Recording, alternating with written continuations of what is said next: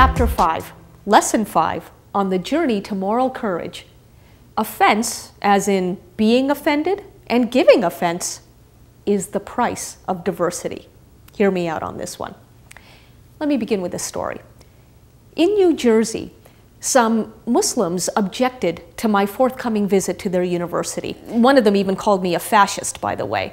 But the organizer of my event, a religious studies professor, didn't pull my invitation out of fear. Instead, he responded creatively. First of all, he allowed the offended Muslims to circulate anti-Irshad pamphlets at my event. And then he gave the protesters pride of place during the question and answer session at my event. So you see, everybody's freedom of speech won by coming up with a creative reply. With just one problem. Behind closed doors, an especially offended Muslim, the guy who branded me a fascist, demanded that I edit out, censor certain passages of my book in the next edition, passages that he doesn't like. And I had to wonder at that point, which one of us is the real fascist? Mind you, this question has a bigger point to it. And the point is this, that diversity isn't simply about different skin colors and different religions. Diversity is also about different ideas. And different ideas will naturally offend different people. So offense is not a problem to be avoided at any price in the name of diversity. Offense is the price of honest diversity. I'm going to push this idea a little further. Given that different ideas are bound to offend different people, should we all just shut up since we're going to be offending each other anyway? Well, first of all, I don't think that's going to happen. But even if it did, I'm not so sure it would be worth celebrating, which we couldn't anyway since we're all shutting up. But even if we did, shutting up would consign ourselves to becoming relativists, people who fall for anything because we stand for nothing. Instead, as global citizens, we ought to be striving to be pluralists, people who do make judgments about what's acceptable and unacceptable, but who do so with the humility to acknowledge that our judgments are temporary, provisional, contingent upon having more experiences in life and hearing better arguments down the road. Hence the importance of free speech.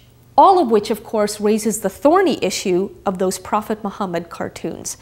In 2006, a brouhaha worldwide erupted over caricatures of Prophet Muhammad in a Danish newspaper.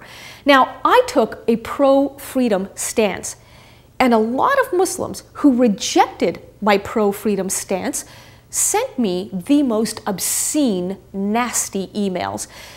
And what they didn't realize was that they were using their liberty to argue against liberty.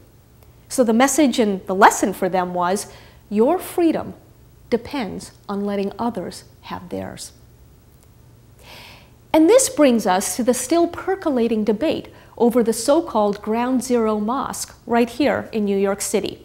You know, I've noticed that people take positions for or against this project, not based on its merits, but based on how offended they are by people with the opposite views. And so both the pro and the con camp become manipulated by the culture of offense. I think we're better than that. We're all more capable of using our liberty to ask questions out loud. Questions like, will women and men at the Ground Zero Mosque be segregated at any time of the day or night? If so, then you know it's not Islam that's being practiced there, it's tribal culture. And on that basis alone, it's worth opposing. Look, I appreciate that throughout my work, I'm asking questions that make both Muslims and non-Muslims uncomfortable.